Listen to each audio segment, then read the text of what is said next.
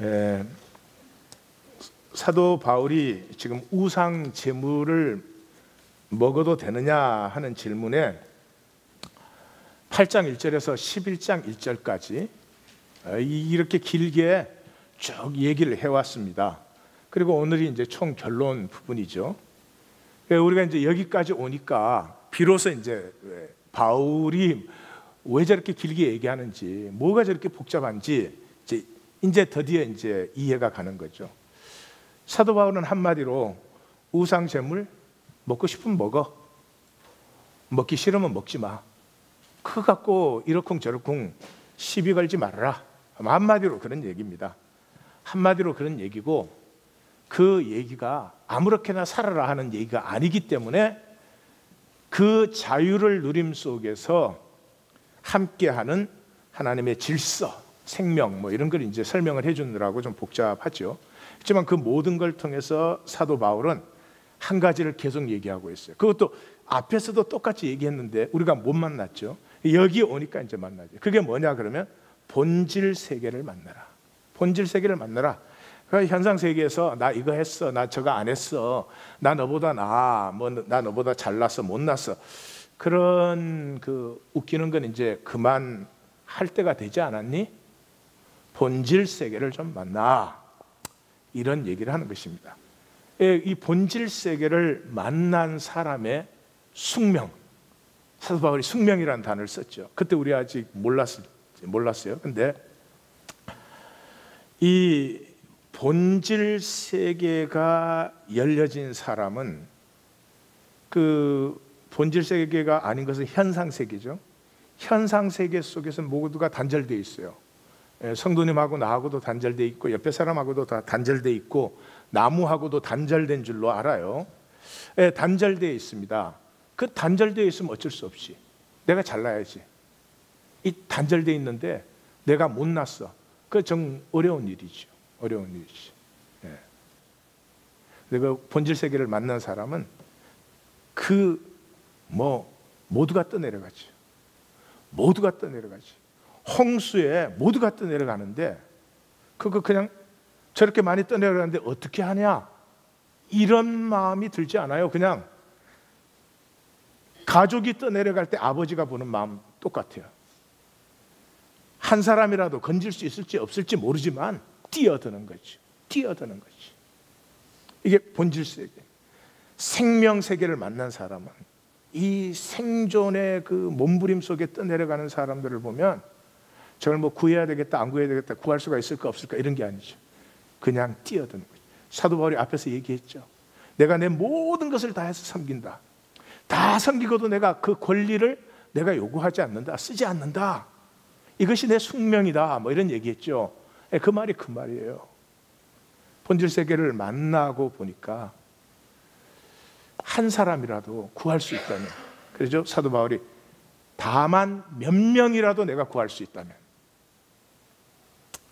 한 사람이라도 구할 수 있다면 그냥 뛰어드는 것이지, 내가 그걸 뛰어들었다고 의라고 하겠느냐, 자랑이라고 하겠느냐, 그거 가지고 내가 뭐 나은 척을 하겠느냐, 이런 얘기를 했습니다. 사도 바울이 그 몇 명이라도 구하려고 뛰어든 길은 그게 아니잖아요. 뭐 구해내면 히로다, 뭐 요새 소방관들 보고 히로라고 해주는 것처럼 그런 게 아니잖아요. 그 뛰어든 것 때문에 온갖 박해와 고난을 다 받습니다. 이게 부러운 거죠. 이게 부러운 거죠. 우리는 뭐 그거 하면 상 주겠다, 뭐 주겠다 해도 나한테 좀 손해가 가고 내가 좀 어려워진다면 그 망설일 텐데, 사도 바울은 그것 때문에 박해와 고난을 받는데도 자기 전체를 던진단 말이죠. 만나고 싶지 않으세요? 성도님, 만나고 싶지 않으세요? 만나고 싶으시죠, 그죠? 표정은 부처님 같아도 만나고 싶은 줄로 믿습니다. 네. 무엇이 저렇게 나는 내 이익을 지켜도 항상 불행하고 불만이 많고 짜증나는데 자기 전체를 다 내어 던지고도 저렇게 행복하게 사는 저 삶, 뭐야 도대체. 한번 만나고 싶다. 그렇죠. 자, 오늘 본문으로 들어가면은 본문은 이제 사도 바울이 항상 중요한 얘기를 할 때는 대칭 구조를 쓰죠. 여기서 우리가 또 만나요. 첫 시작은 자기 유익을 구치 말고 남의 유익을 구하라. 마지막 자기 유익을 구치 말고 많은 사람의 유익을, 그 많은 사람이라는 게 뭐 수십만 명이 아니고 교회의 유익을 구하라 그런 뜻이에요. 그 안에는 모든 것이 주의 것이야. 자유해. 먹으려면 먹고 안 먹으려면 안 먹고 그럼 되지 뭘 그걸 갖고 먹었다고 자랑되겠느냐, 안 먹었다고 의가 되겠느냐 그러는 것이고, 그 반대편에는 모든 것이 하나님의 것인데 감사로 누리는데, 그래서 설마 잘못했다 치더라도 하나님이 주신 것을 감사함으로 먹는데 그게 판단받을 일이냐? 그게 비방할 일이냐? 그런 거 하지 말라. 그 한가운데 남의 양심을 세워주라. 양심을 세워주라. 이게 나오는 거죠. 양심은 본질 세계를 살 수 있는 유일한 길이에요. 현상 세계를 사는 사람은 양심을 계속 죽여야 돼. 양심을 억눌러야 돼요. 그럴 수밖에 없어요. 이 현상 세계에서 양심대로 살면은 그냥 죽는 거예요. 그거는 가버리는 거죠. 양심대로 살 사람은 하나님과 먼저 하나가 돼야 돼요. 그 연대성이 없이 내 종교적 의나 율법적 의로 양심적으로 살겠다 그러면 그냥 뭐 이 세상에 어떻게 보호막이 없어지는 거죠.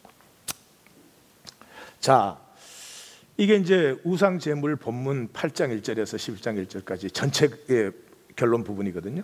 그래서 여기를 읽으면 딱 깨달아지는 게 전체가 대칭 구조로 되어 있어요.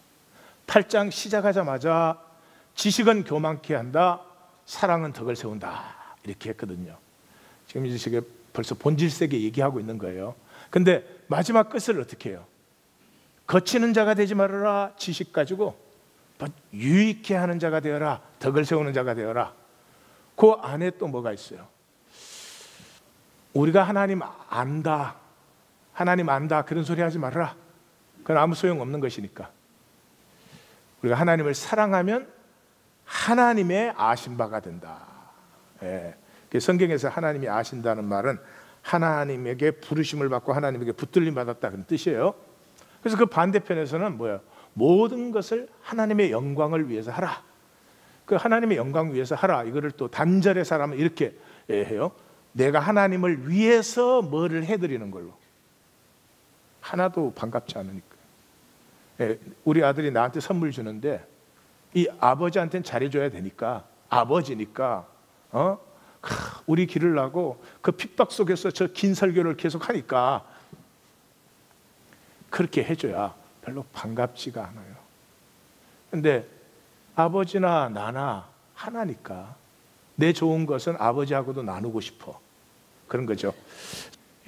그래서 그 안에 이제 긴 본문이 들어있어요. 그 긴 본문은 두 파트죠. 나 이렇게 헌신적으로 하지만 내가 그 권리 쓰지 않는다. 예? 내 권리 쓰지 않는다. 근데 권리 쓰지 않았다고 그게 무슨 자랑할 일이 되겠느냐? 이게 무슨 말이에요? 아버지가 가족을 위해서 열심히 벌고 그러는 거죠. 그런데 이런 아버지가 있겠어요? 내가 이렇게 해서 너네가 먹고 살아 이런. 근데 여기서 말하려니까 이상하게 불안하네. 예. 만약 그런 아버지가 있다면 그 참 유치하기 짝이 없겠죠. 예, 예. 지금 많이 웃는 가정이 좀 수상한 가정이죠. 예. 예, 그거죠. 그 다음에 뒤아들 사이드는 뭐예요? 그럼 내가 그렇게 열심히 헌신하고 있다고 난 구원받은 자야, 나는 구원은 따놓은 당상이야, 그런다는 거예요? 아니지. 그거는 악한 거죠. 내가 어제까지 하나님을 능가하는 헌신으로 하나님을 위해서 살았어도 오늘 하루를 눈뜨면 은혜가 아니면 제가 어떻게 하나님을 섬기겠습니까? 저를 지켜주시옵소서. 이런 거지. 대중 기독교는 장사를 하기 위해서, 사람을 불러다 놓기 위해서 구원의 확신이라는 걸 줘요. 그거 어떻게 돼버렸어요? 이 대중 기독교에서 가치 있는 게 일어납니까? 생명 열매가 피어납니까? 삶이 변화됩니까? 일어나 걷는 사람이 있습니까? 진리로 자유한 사람을 보셨습니까? 다 거짓이죠. 몽땅 거짓이죠. 왜? 현상 세계가 거짓이니까. 저거 전체를 한마디로 말하면 양심이 있는 거죠. 양심이. 예. 내가 아버지면 가족을 위해서 열심히 일하는 자체가 기쁨이지 뭘 그걸 권리를 내서. 이게 양심이 건강한 양심이죠. 예? 내가 아무리 어렵게 살아도 나 이렇게 어려워 누가 나를 당하랴 이게 아니고, 예? 예. 오늘 하루도 또 은혜 안에서 내가 하나님의 어려움을 살 수 있다면 이게 건강한 양심이다. 본문에 몇 단락이 있다 그랬죠? 5단락. 예, 훌륭하십니다. 5단락이 있어요. 첫 번째 단락 자기 이익을 구하지 말고 남의 이익을 구하라 그런 거죠. 여기 모든 것이 가하나 이거 어디서 본 거예요? 그죠? 어디서 본 거예요? 어디서 봤죠? 고린도전서 6장에서 우리 봤어요. 모든 것이 가하나 다 유익한 것이 아니요 모든 것이 가하나. 이 모든 것이 가하나가 누구의 얘기라 그랬어요? 고린도. 그렇죠. 고린도 사람들이 이제 예수 믿고 구원받아서 성령 받아서 이제 I am free of everything. Everything is lawful to me. 이제 그런 모든 것이 이제 자유하다 이런 뜻이에요. 그 모든 것이 가하나 다 덕을 세우는 것이 아니. 요거 살짝 바꿨죠. 6장에서는 모든 것이 가하나 모든 것이 무엇이든지 내가 얽매이지 아니한다 그랬는데 여기서 다 덕을 세우는 것이다. 그랬으니까 눈치를 벌써 채시죠. 이제 결론 부분에서는 사도 바울의 모든 관심은 우리의 모든 자유가 교회를 세우는데 쓰여지기를 원하는구나. 이런 눈치를 챌 수 있어요. 그러나 거기까지만 아시면 절반까지밖에 못 보신 거예요. 여기 덕이라는 말이 오이카다메이아 그런 뜻이에요. 오이카다메이아. 오이코스라는 말이 집안이라는 뜻이에요. 집안. 이 집안은 그냥 가족만이 아니고 하인, 그 고용인, 손님까지 다 포함한 그 하나를 얘기해요. 그래서 교회를 쓸 때 이 사도 공동체 시대에는 교회라는 말보다 이 한 가족이라는 오이코스를 더 많이 써요. 그래서 이 사도 바울의 서신에 이 오이카다메이오 하는 게 오이코스가 계속 나오는 이유가 그런 뜻이에요. 근데 그래서 교회를 세우라 그런 걸 지금 기독교의 이런 교회를 생각하시면 안 되고 하나됨, 본질 세계를 만나 본질 세계의 모든 것이 하나임을 이 현상 세계에서도 누리는 사람이에요. 그래서 이제 자기 유익을 구하지 말고 남의 유익을 구하라. 이게 윤리적이나 우리에게 하라고 부탁하는 게 아니에요. 왜냐 그러면 본질 세계는 그냥 당연한 거예요. 다시 말씀드리지만 가족이면 내가 부모면 자식을 위해서 열심히 하지. 당연한 것이죠. 야, 이걸 자신의 유익을 구하지 않고 남의 유익을 구한다 이런 뜻이에요. 두 번째 단락. 모든 것이 주의 것이니까 자유해라. 자유해라 할 때 한 가지는 주의하셔야 돼요. 요 바로 앞 지난주 본문에서 절대로 안 된다 한 가지 있었어요. 절대로 안 된다 한 가지 뭐였죠? 우상에게 제사 드리는 신전 제사에 참여하고 거기서 같이 먹는 건 안 된다 그랬어요. 그 이유가 우상은 헛것이지만 내 몸으로 그것을 할 때 나에게는 그것이 실제가 된다. 그거는 안 돼. 그렇지만 그게 아니면 시장에서 파는 고기라든지 개인 집에 갔는데 나온 것이라든지 그냥 드세요. 그냥 먹어. 잘난 척하지 말고. 이게 뭐 깨끗하냐 더러우냐 뭐 이런 소리 하지 말고 그냥 드세요. 그런 말이죠. 예, 그래서 사도 바울이 시편 24편을 인용해요. 땅의 모든 것이 다 주의 것 아니냐. 예? 그런데 그런 것 가지고 물을 구분을 하는 것이 하나님을 믿는 것이라든지 이런 것으로 착각하지 말아라 그런 것이죠. 이건 뭐 예수님이 하신 것이죠. 아니 구분하는 건 좋아요. 그러나 예수님이나 바울이나 이렇게 얘기하는 건 구분하는 것 갖고 자기 의를 만드니까. 지금 대중 기독교 시대는 주일날 교회 나오는 걸 구원이라고 생각을 해요. 내가 주일날 교회 나가 주시니까 땡큐 베리 베리 마치 나와 주시니까 교회를 나간들 안 나간들 그게 중요해요? 아니죠. 우리의 생명 속에 하나님의 생명이 피어나고 자라고 열매를 맺고, 열매를 맺었으면 열매가 나누어지죠. 사과나무가 지가 먹나 사과를? 예. 그런 것처럼 그게 중요한 것이지. 구분하는 건 중요한 것인데요, 그 구분이 얼마나 인간적인 것이 되었으면 예수님이나 사도 바울이 이렇게 말을 해야 되겠어요. 그러니까 인간이 참 안타까운 존재들이에요. 야, 음식이 사람한테 들어가서 그게 사람을 더럽게 하니? 사람 마음에서 나오는 게 사람을 더럽게 하지. 이렇게 예수님이 하셨죠. 예수님의 유대교는 두 개 아니에요. 안식법과 정결법, 이 두 개로 버티는 사람들이거든요. 근데 두 개 다 박살을 내버렸죠, 그냥. 예? 안식일이 사람을 위해서 있지 사람이 안식일을 위해서 있느냐? 밖에서 들어가는 게 사람을 더럽게, 안에서 나오는 게 더럽게 하지. 이러니까 이제 박살이 나버린 거죠. 그 박살이 난 걸 지금 2000년 동안 유지해요, 저 사람들은. 이 인간을 보세요, 인간을. 이 대중 기독교도 하나님 말씀에 하면 옛날에 박살났죠. 그걸 우리는 지켜. 예. 왜? 우리가 만든 익숙한 우리의 세계, 그곳에는 내가 편하니까, 그곳에서는 내가 핸들링 하거든요. 예, 그렇기 때문에 그걸 지키는 거죠. 세 번째 단락은 제일 중심이죠. 남의 양심을 세워주라. 아까 말씀드렸습니다. 양심이라고 하는 것은 본질 세계를 살 수 있는 중심 기제예요. 양심이 약해져 버리면, 양심이 더러워지면 이 본질 세계를 절대로 살 수가 없어요. 그 말은 뭐냐 그러면 우리가 다 그렇게 사니까 우리가 나쁘다 악하다 그런 얘기 이전에 하여튼 내 이익을 챙겨야 돼. 남은 손해를 봐도 내 거는 챙겨야 돼. 남에는 피해가 돼도 나는 피해가 오면 안 돼. 이런 거죠. 그 세상은 전부 그걸로 돼 있잖아요. 그러니까 그걸 억눌러야 현상 세계를 살아요. 현상 세계는 단절이니까 어떻게 그렇게 안 할 수가 있겠어요. 예. 그래서 사도 바울이 누가 이것을 재물이라 하면 알게 한 자와 그 양심을 위해서 먹지 말아라. 이 사도 바울이 일반 예를 쓰는 거 아니겠어요? 예. 이 구체적인 예가 아니고 누가 이것이 재물이라 하면, 그러니까 아마 이 구체적인 예는 입장이 곤란할 수도 있고 그러니까 일반적인 예를 드는 거예요. 그러므로 이 알게 한 자가 누구냐? 그건 중요하지 않아요. 셋 중에 하나겠지. 그 불신자 집주인이든지, 집주인인데 불신자면 그 우상 제물 쓸 수 있겠죠.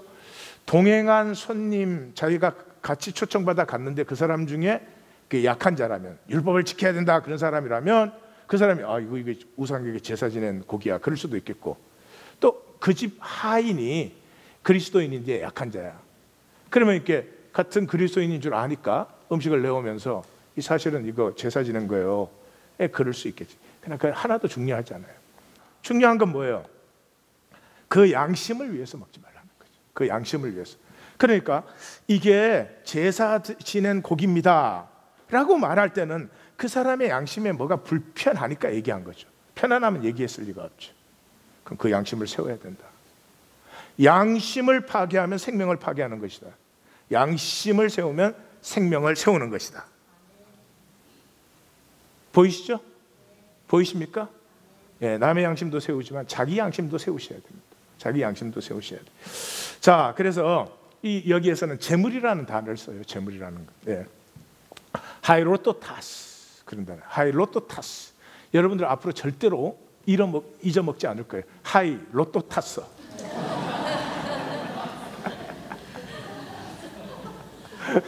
그 sacrifice meat이다 그랬대요. 하이로토타스. 옆에 한번 해보실래요? 하이로토타스. 예. 예. 근데 사도 바울이 이 우상 제물 얘기를 수도 없이 했잖아요. 저렇게 많이 했는데 한 번도 이 단어를 쓰지 않았어요. 아이돌라토타스, 아이돌라토타스, 아이돌 우상, 아이돌라토타스라는 단어를 썼어요. 그러니까 여기에 와서 sacrificed meat이라고 쓴 것은 사도 바울이 예화를 들어서 이걸 표현하는데 그 자체를 너무 중요하지 않은 것으로 이렇게 만들려고 하는 사도 바울의 그 마음이 들어 있는 거죠. 그리고 수나이데스, 양심이라는 단어예요. 근데 아마 고린도서에서만 이 단어를 쓴 걸 보면은 고린도 사람들이 좋아하는 단어 같아요. 난 뭐 양심적으로 살아. 나는 양심대로 믿어. 난 양심에 먹어도 양심에 끓이끔 없어. 뭐 이렇게 했던 것 같아요. 그래서 사도 바울이 고린도인들이 쓰는 단어를 이용해서 그래, 맞아, 양심이 중요해. 그래, 양심대로 살아야 돼. 근데 진정으로 양심대로 사는 사람은 남의 덕을 세워줘. 왜? 하나니까. 하나니까. 자식이 잘못하면 광고합니까? 가리고 품습니까? 그렇죠, 그렇죠. 그런 거다 이 말이죠. 그런 거다. 그래서 여기에서 벌써 보시면 사랑이 자유에 우선해요. 내가 자유해. 하나님 안에서 이제 자유하지 뭐. 나는 온전히 자유해. 그래서 사실 예배 드리나 안 드리나 그런 거 상관이 없어요. 거기서 끝나는 사람은 절반밖에 모르는 거지. 예.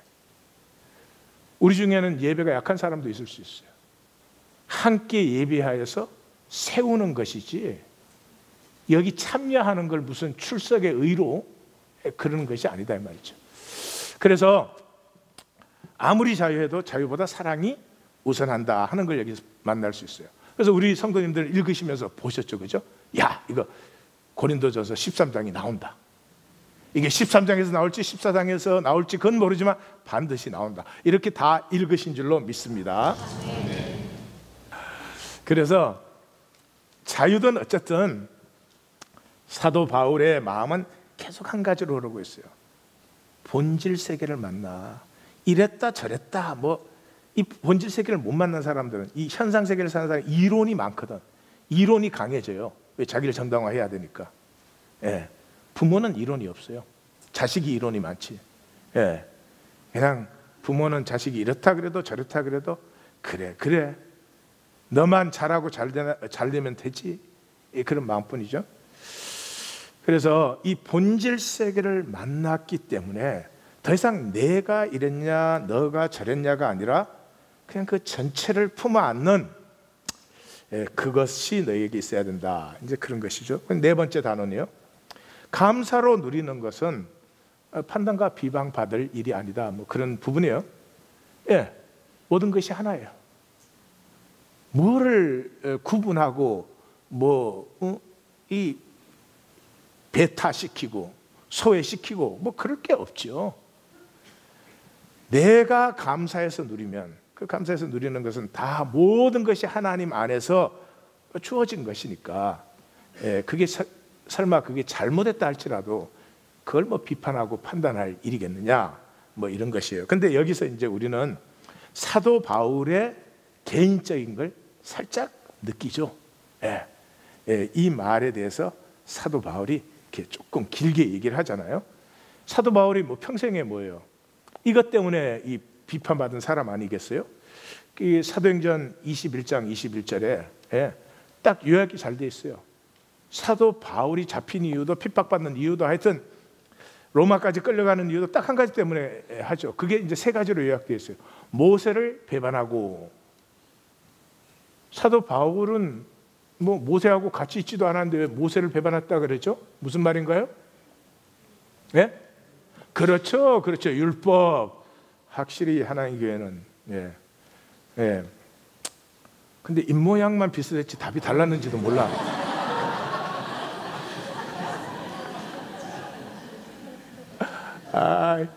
이 나 혼자만 맞아야 되는 나르시즘. 그래서 율법 배반하고 할례 하지 말고 전통 지키지 말라. 이게 평생 당한 사람 아니에요. 그리고 갈라디아에서 보면은 이 베드로가 그 갈라디아 교회에 와가지고 이 갈라디아 교회 이 바울이 개척한 교회니까 자기 자식같이 거기서 성도들하고 같이 식사하다가 예루살렘에서 야고보에게서 온 사람들이 오니까 게바가 탁 물러갔다. 이 바울 앞에 뺨에다가 이 배설물 바른 거죠. 그 바울이 가르친 복음 자체가 완전히 웃기게 되는 거 아니에요, 지금 이 시간에. 이런 것을 얘기하는 걸 보면은 바울이 여기에 대해서는 참 아픔과 상처가 없을 수 없죠. 그래서 뭐 이렇게 갖다 붙여요. 내가 말하는 양심은 너의 것이 아니다. 아니, 너희가 자유한 거 알아.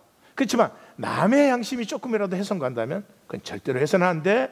왜? 양심은 본질을 세계를 누리는 유일한 길이야 하는 거죠. 그래서 내 자유가 뭐 판단을 받겠냐, 내가 감사함으로 누리는 것이 비방받을 일은 아니지. 여기에 약한 자들에 대한, 그러니까 이제까지 우상제물에 대해서는 우리가 이렇게 읽을 때 느낌이 강한 자들에 대해서 너희가 자유하지만 약한 자를 덕스럽게 세워야 돼, 이렇게만 읽었죠. 여기 끝에 와서 보니까 결론은 전부가 약한 자들을 향하고 있어요. 너희가 뭐 안 먹는 거 그래 잘해, 먹는 것보다 안 먹는 게 낫겠지. 그거 가지고 남 판단하고 비방하면 차라리 먹어. 먹고 딴소리 하지 마. 그런 얘기죠. 예. 제가 옛날에 이런 얘기를 해드렸는데, 이제 목사님이 3일 예배를 열심히 인도하는데 목사님 아들이 전도사님이었어요. 어디 얘기랑 비슷하다, 그치? 근데 그 옛날이니까 제 얘기는 분명히 아니에요. 근데 아들이 와서 뒤에 앉았는데 하루 종일 성도들이 가서 일하고 3일 일하고 온 거 아니에요. 또 오기 전에 시장하니까 그래도 뭐라도 좀 먹고 그러고 앉으면 우리 같이 되는 거예요. 우리는 일 안 하고 왔는데도 이러는데, 예. 가만히 뒤에 앉아서 보니까 한 사람도 남김없이 다 주는 거예요. 그러니까 아들이 막 뒤에서 이게 그냥 이제 불이 붙는 거예요. 끝나고 집에 돌아가는데 아버지한테 그랬어요. 아니, 예배는 왜 온 거예요? 저는 뭐 하려고 예배를 온 거냐고. 왜 예배를 와가지고 다 졸고 있느냐. 이러니까 아버지가 딱 한마디 했어요. 너도 같이 졸았더라면. 그럼 난 판단 정죄는 안 했을 거 아니야. 간단하죠? 근데 살면은 그게 간단하지 않아요. 쉽지가 않은 일이에요. 그래서 사도 바울은 모든 것이 가하다. All things are lawful for me. 이 고린도 교회가 하는 말이거든요. 그러니까 바울은 모든 것을 하나님의 영광을 위하여 하라. All things for the glory of God. 이렇게 사도 바울이 지금 살짝 체인지한 거예요. 보이세요? 고린도가 뭐든지 할 수 있도록 자유하다 그러니까 사도 바울은 정말로 자유하면 너희는 하나님께 영광을 돌린다, 그 얘기를 하는 거죠. 그러니까 하나님께 영광을 돌리는 사람은 뭐 하는 사람이라고요? 이웃의 덕을 세워줘요. 예? 내가 진정으로 자유해서 하는 거라면, 하나님께 영광 돌리는 일이라면 반드시 이웃의 덕을 세우고 있다. 내 의로 만든 거는 그건 이웃을 세우는 것도 아니고 하나님께 영광도 아니다. 예. 우리 종교인들에게는 정말 필요한 말씀이죠. 그죠? 다섯 번째, 마지막 단락이에요. 그 마지막이 자기 유익을 빚지 말고 많은 사람의 유익을 구하라. 여기 많은 사람이 이제 교회다. 오이코다 메오 우리가 봤어요. 자, 그러면서 그래서 그런즉 너희가 먹든지 마시든지 무엇을 하든지 다 하나님의 영광을 위하여 하라. 여기서 이제 이 성경 읽기를 하는 분은 여기서 묘미를 느끼잖아요. 너희가 먹든지 마시든지, 그럼 그 다음에는 뭐가 나와야 돼요? 안 먹고 안 마시든지 이래야 돼요. 근데 안 먹고 안 마시는 사람은 강한 자예요, 약한 자예요? 약한 자. 예, 약한 자예요. 안 먹고 안 마시는 사람은 약한 자예요. 그래서 이 사람들은 아주 그냥 신경이 날카로운 사람들이에요. 아주 종교적으로 율법적으로 이렇게 긴장해가지고 누가 조금 틀리면 그냥 우주의 종말이 그때 오는 거야, 그냥. 예, 그러니까 그 사람들을 이렇게 그 사람들이 바울 평생에 바울을 공경한 사람들인데, 바울이 그걸 센시티비티를 이렇게 보호해주는, 내가 먹든지 마시든지 안 먹든지 안 마시든지 나 같으면 꼭 이럴 텐데 그냥 무엇을 하든지 이렇게 보이십니까? 예, 그걸 성경 읽기예요. 성경을 읽으면서 이걸 적고 있는 바울의 마음과 이렇게 얼라인먼트가 되기 시작. 그러면 바울이 본 세계가 나에게도 열리기 시작하는 거지. 그게 성경 읽기다. 그래서 다 하나님의 영광을 위해서 하라 그러면서 설명해 주죠. 유대인에게나 헬라인에게나, 유대인은 약한 자, 헬라인은 강한 자. 하나님의 교회, 이 교회는 지금 각각의 주장을 하는 사람들이 있는 교회나 거치는 자가 되지 말고, 거치는 자가 되지 말고. 이게 딱 신약에 3번 나오는데 이것도 여러분들이 안 잊어먹을 거예요. 파스가 2번 나와. 파스. 그러니까 거치는 자가 되지 말라 하는, 거치는 자가 되게 하지 말라, 그 말씀은 상대방으로 하여금 파스 붙이게 하지 말라 그런 거예요. 파스카 파스 이런 단어예요. 파스가 2번. 파스카 파스. 다 같이 한번 해볼래요? 파스카 파스. 파스카 파스. 벌써 방언을 2번이나 받았죠. 이 딱 3번 나와요. 3번 다가 그렇게 돼 있어요. 구원받는 일에. 구원받는 일에는 뭐예요? 단절된, 자기가 단절된 줄 알고 자기가 지키려고 사는 삶에서 이제 하나님 안에서 만유와 하나 되는 이 하나됨을 절대로 방해하지 말아라. 그런 뜻이에요. 그래서 빌립보서 1장 10절에 허물 없이 그리스도의 날까지 이르게 하고 할 때, 이 허물 없이가 이 파스카 파스, 그리스도의 날에 내가 그 신부로 품음을 받을 때까지 절대로 이것에서 미혹하거나 유혹하는 그런 해방이 없기를 기도한다. 그런 뜻이죠. 자, 33절, 그래서 나와 같이 자신의 유익을 구하지 않고 많은 사람의 유익을 구하여. 지금 이제 요 다음 절이 나의 본을 받으라 하는 거니까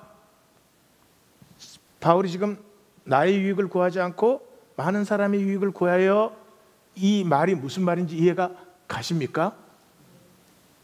가십니까? 바울이 이 교회를 위해서 헌신을 하지만 아버지가 그 가족 먹여 살리는 거나 똑같이, 그게 뭐 자랑거리도 아니고 의 만들려고 하는 게 아닌 그것을 너희도 해라 그랬죠. 그런데 여기서 딱 지금 안 보던 말이 딱 나오잖아요. 그들로 구원을 받게 하라. 우리 대중기독교는 구원을 하도 많이 써가지고 전 그냥 지나가죠. 아니요, 편지에서는 지금 구원이라는 말이 처음 나오잖아요. 소조라는 말이에요. 소조. 그 성경의 구원은 성도님들이 뭐 많이 들어서 아시겠지만 단절되었던 관계가 하나로 회복되는 게 구원이에요. 그래서 하나님과 단절되었다가 하나로 회복되는 거, 이웃과 하나 되는 거, 이 하나님의 세계와 하나 되는 거, 여기 사도 바울의 이 모든 의도가 여기에 들어있어요. 그래서 제일 마지막에 이 모든 자유, 그래 뭐 하나님의 영광을 위해서 이웃의 덕을 세우라, 남의 양심을 절대로 조금이라도 이 상처내거나 파괴시키지 말아라 하는 이 모든 단어가 무엇을 위해서 오고 있느냐 하면 구원을 위해서. 그 구원은 뭐요? 하나됨. 하나된 본질 세계, 본질 세계. 자, 아직까지도 본질 세계가 이제 분명치 않을 테니까 본질 세계를 설명하고 오늘의 메시지를 마치도록 하겠습니다. 아까 우리 시작할 때 사도 바울 그 핍박과 고난 속에서도 그 자기를 던지는, 자기의 표현으로 나의 숙명이다, 이것을 위해서 내가 태어난 것이고 이것을 위해서 내가 사는 것이고 이것으로 나는 그리스도 앞에서 내가 나대는 것이다 라고 하는 것을 우리말로 표현하면 본질 세계를 만나고 사는 사람이에요. 본질 세계를 만난 사람은 현상의 선과 악에서 자유해요. 현상에 선한 일이 일어났다, 기쁘죠. 나에게 좋은 일이 일어났다, 기쁘죠. 나에게 안 좋은 일이 일어났다, 그건 나를 잘하게 하지. 현상에 선이냐 악이냐가 하나도 중요한 게 아니고 어떤 현상들이 내게 일어나지만은 그런 것들은 뭐 수시로 바뀌지만은 그 모든 것 속에서 내가 하나님과 하나요 만유와 하나라면 그 속에서 내 생명은 장성해 가고 있다 하는 거죠. 그래서 계절과 같은 거예요. 계절이 뭐 이 계절이 좋다고 막 그 계절만 있으면 안 되지. 겨울도 지나야 봄이 오는 거고 뭐 다 그런 거죠. 두 번째, 이제 하나님을 사랑하고 그 영광을 위하여. 여기 벌써 제가 말씀드렸어요. 하나님을 위해서 내가 뭘 하는 건 내가 단절된 상태에서 하는 거죠. 그게 아니고 그냥 하나님과 내가 하나인 상태. 그래서 그의 의를 구하는, 그래서 그의 나라를 구하는, 그래서 그의 유업자가 된 하나님의 나라가 나의 간절한 소망이니까 당연히 내가 그의 유업자죠. 뿐만 아니라 말씀드렸죠. 덕을 세워 한 영혼이라도 구원하려고. 한 영혼이라도 구원하려고. 여러분, 사도 바울이 수많은 사람을 구원하지 못했습니다. 몇 번이나 말하는 것입니다. 아무쪼록 몇 사람이라도 구원하고자 함이니. 제가 예수님이 이제 그 구원하신 분, 하나님 나라의 유업자가 된 사람들을 대충 보니까 예수님 케이스는 정확하지가 않아요. 11제자가 있었고 11제자 중에서 실제로 나타난 건 3명밖에 없어요. 그 다음에 여자 제자들이 있었죠. 부활의 증인, 또 이런 여자 제자들이 있었죠. 아리마대 요셉, 니고데모 같은 사람들이 있었죠. 이렇게 해서 보니까 한 20명 채 안 돼요. 20명 채 안 돼요. 본질을 만난 사람 20명이 이 역사를 뒤집어 버리는 거죠. 예. 그 중에 한 사람이 바울이에요. 부활하신 주님이 직접 찾아가신.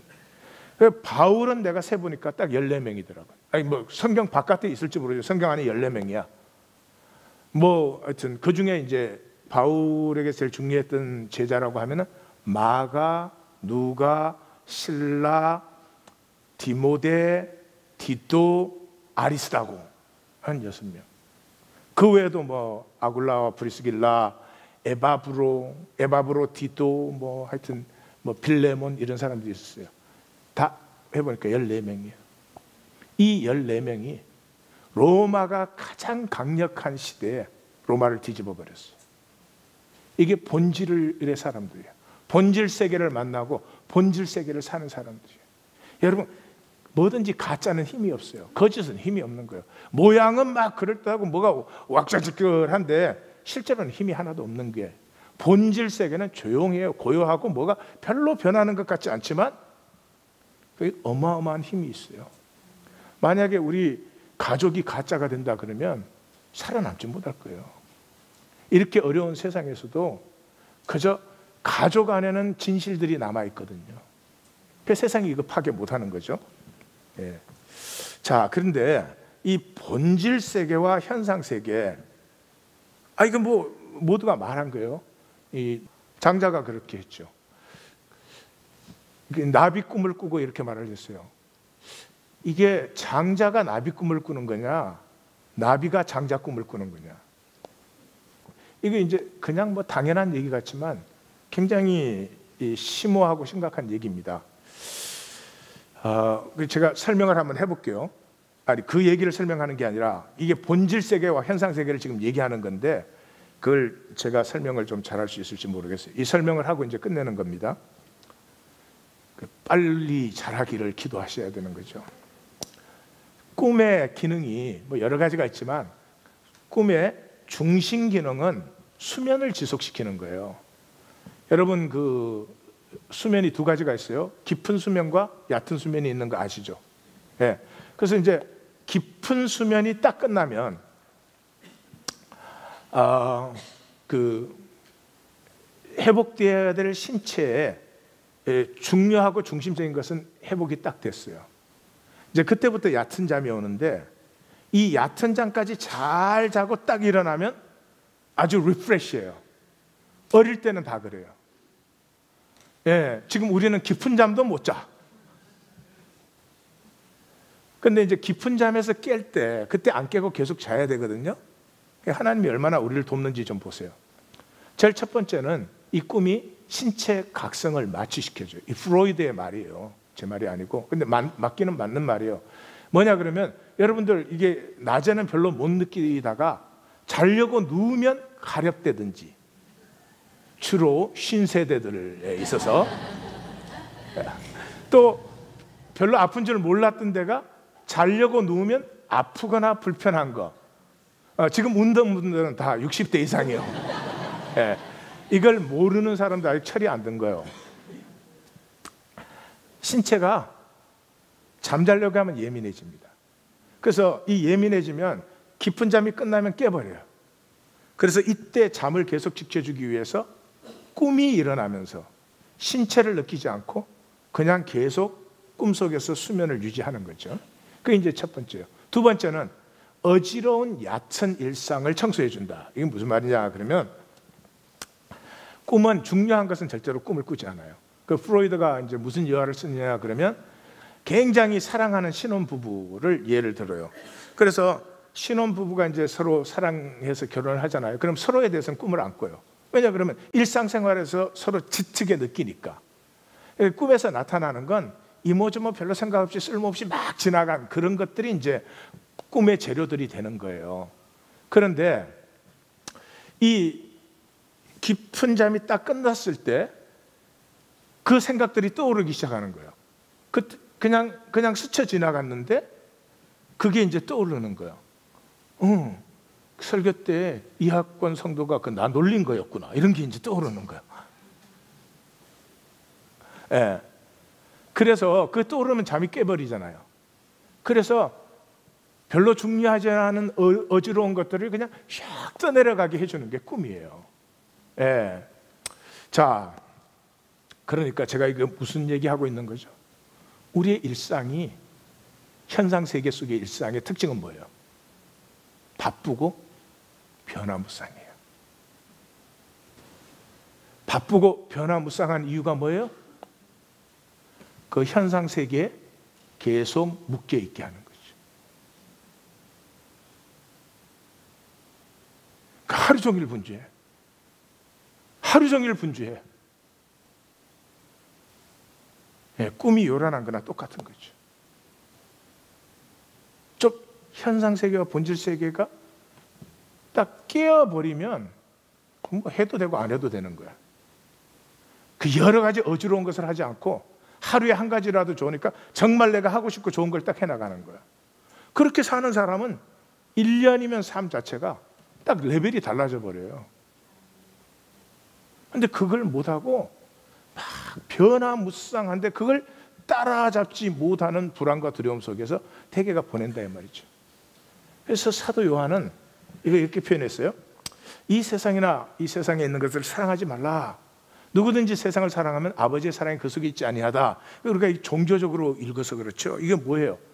세상에, 이제 끝 뒤에 가서 보시면 알겠지만, 세상에 있는 것들은 막 어지럽게 변화를 일으켜. 그러니까 그건 다 떠내려가는 것이야. 영원을 살아, 영원을.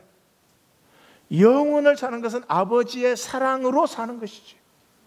아버지의 사랑은 그냥 만유가 다 하나지. 하나도 아깝고 버릴 것이 없고 하나라도 구원되지 않을까 봐 안타까워하시는 그 사랑을 사랑하는 거죠. 그러면서 뭐라 그래요? 이는 세상에 있는 것이 육신의 정욕과 안목의 정욕과 이생의 자랑이니. 이거예요. 전부 보이는 것, 그 다음에 뭐 사람들 앞에서 조금 자랑거리, 그게 전부라는 거죠. 그래서 본질 세계를 살지 못하고 단절된, 이 현상 세계잖아요. 단절된 꿈의 세계라 그럴까요? 이 비본질 세계, 비진짜 세계, 가짜 세계를 사는 사람의 특징은 뭐냐 그러면, 아무것도 안 하는 하찮은 것에 그 붙들림 받아요. 이게 무슨 말이냐? 제가 이제 북한 선교를 오래 하지 않았습니까? 북한 선교를 오래 했고, 북한 선교 우리 만나 선교회가 지금도 맨날 목사님이 다시 오셔야 돼요 그러는데, 제가 제 하나님께서 걷는 제 길이 끝나면 거기도 돌아봐야 될 부분은 분명히 돌아봐야 될 부분이고 그러는데, 지금 회장하시는 분이 고생을 많이 하시죠. 어제 통화를 하면서 참 안타까운데 제가 도움이 못 되니까 죄송하더라고요. 근데 그 처음 들어갔을 때, 북한을 처음 들어갔을 때가 김일성이가 딱 죽고 김정일이가 처음 들어왔을 때예요. 근데 그 북한에서 김일성이는 신입니다. 그래서 진짜로 막 슬퍼해요. 그 사람들에게 진짜예요, 그게. 그런데도 김정일이가 됐는데 굉장히 좋아하더라고요. 김정일이가 돼서 좋아하는 게 아니고요. 좋아하는 이유가 뭐냐 그러면, 그 해는 고기가 2번 나왔대요. 2번 더 나왔대요. 느껴지십니까? 1년 내내 북한에서 고기 먹는 날이 2번인가 3번밖에 없어요. 97, 8%는 1년에 2번 내지 3번 고기 먹을 수 있어요. 근데 그날은 그 해는 민심을 수습해야 되니까 2번이 더 나왔다는 거예요. 그것도 소고기는 구경도 못해. 돼지고기가 2번 더 나와요. 그렇게 좋아하더라고요. 근데 저는 그 말을 딱 듣는 순간에 자본주의 체제가 뭐가 다르냐 그런 생각이 들더라고요. 우리 그거 아니에요? 남이 이런 차 탈 때 나 조금 더 비싼 차 타. 아니 비싼 차 탔든 비 안 싼 차 탔든 끝에 Does it make any difference? Does it make any difference? No. 우리 생각 속에 뭐가 다른 것 같지만 아무것도 아니에요. 내가 뭐 가방을 이런 걸 들었냐 저런 걸 들었느냐?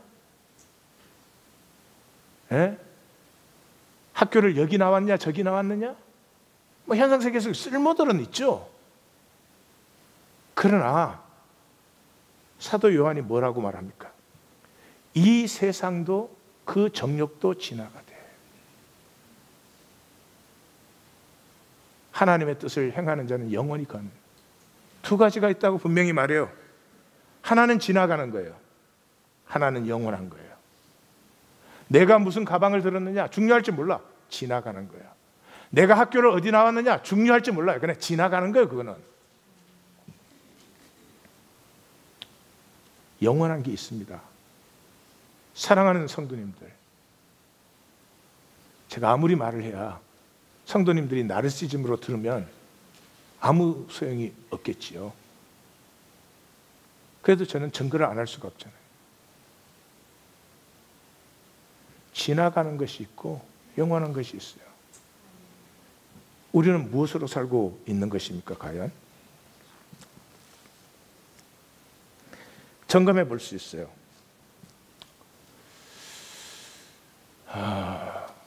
이 지나가는 것으로 단절된 삶을 사는 사람, 다시 말해서 죄, 이 성경은 단절을 죄라고 하잖아요. 죄의 특징은 작게 만들어요. 죄의 특징은 작게 만들어요. 살인, 강도 이런 걸 생각하지 마세요. 죄는 내가 단절된 세계 사니까 내 거 지켜야 되잖아요. 남은 잘못돼도 나는 나를 지켜야 되잖아요.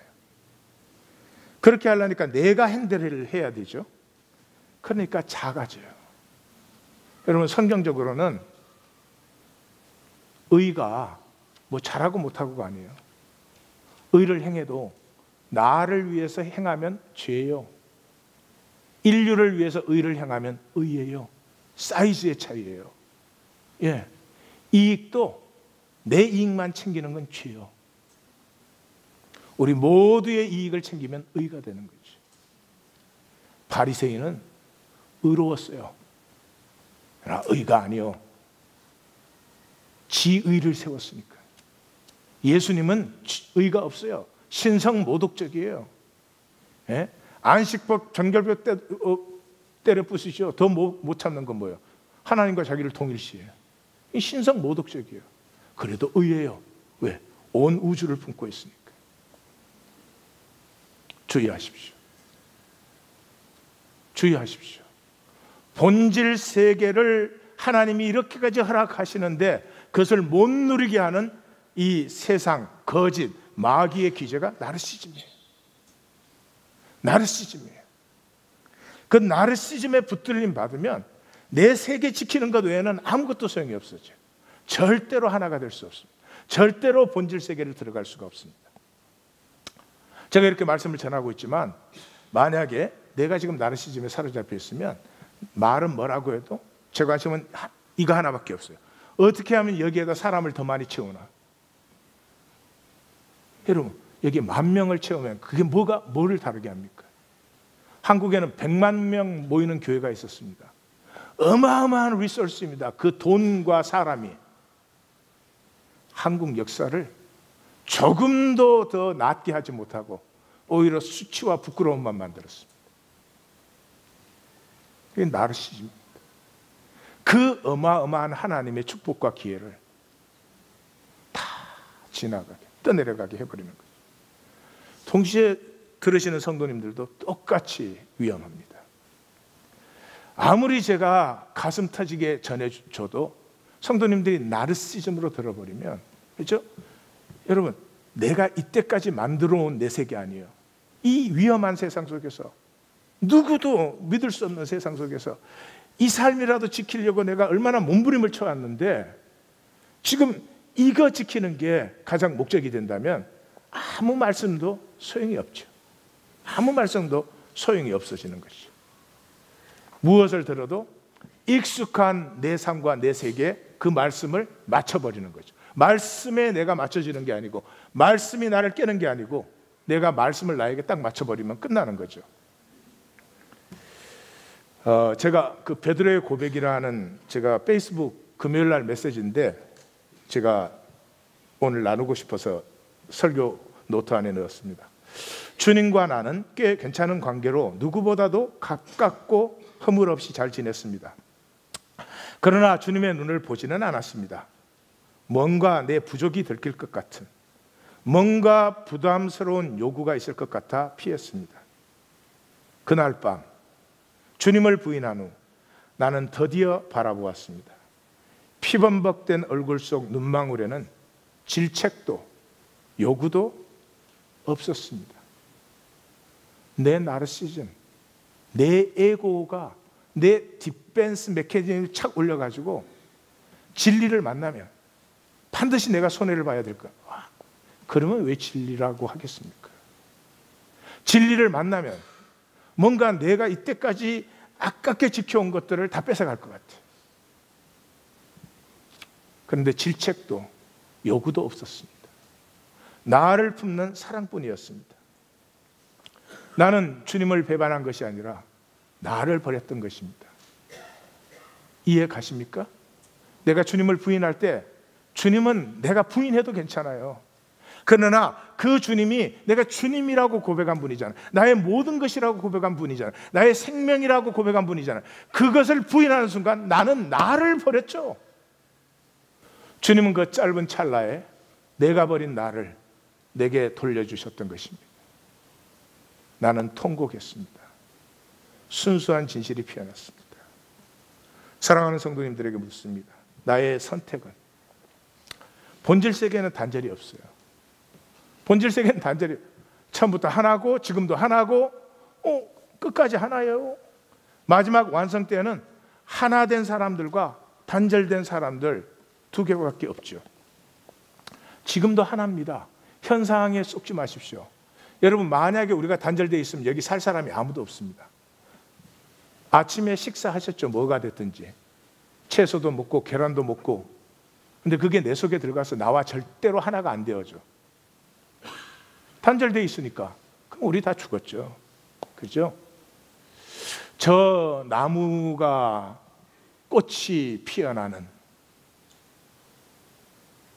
저 공기가 내 속에도 들어와서 나와 하나가 되어 주셔서 나의 기, 생기가 되는 것이죠. 근데 성도님들 잘 들으십시오. 두려움과 불안은 우리의 선택입니다. 예, 우리가 선택한 것입니다. 말이 이상하지만 우리가 선택한 것이. 제일 좋은 예를 보여주면 자녀 양육 어떻게 하십니까? 자녀 양육할 때 제일 먼저 하는 것이 두려움과 불안을 주는 것입니다. 너 그렇게 하면 맥도날드에서 일하게 돼.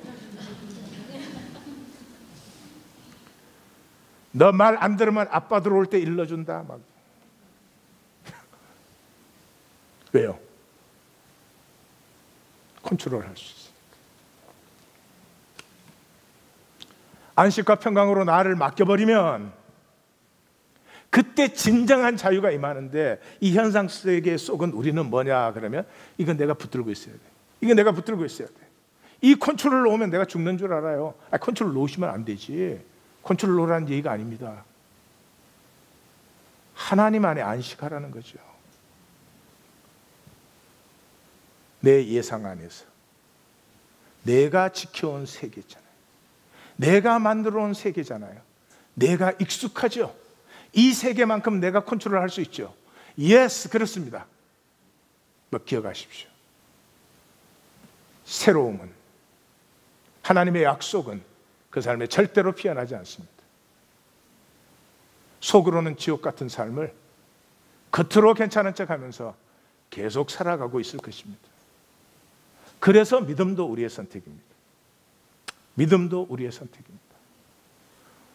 오늘 본문에서 사도 바울은 두 가지의 얘기를 던지고 있는 것입니다. 크게. 모든 것을 하나님의 영광을 위해서 하라. 근데 거기서 끝나지 않습니다. 그래서 끝나면 이게 아무 의미가 없습니다. 그 디아들 사이드의 메시지는 너희는 온전히 자유한 자들이다 하는 것이죠.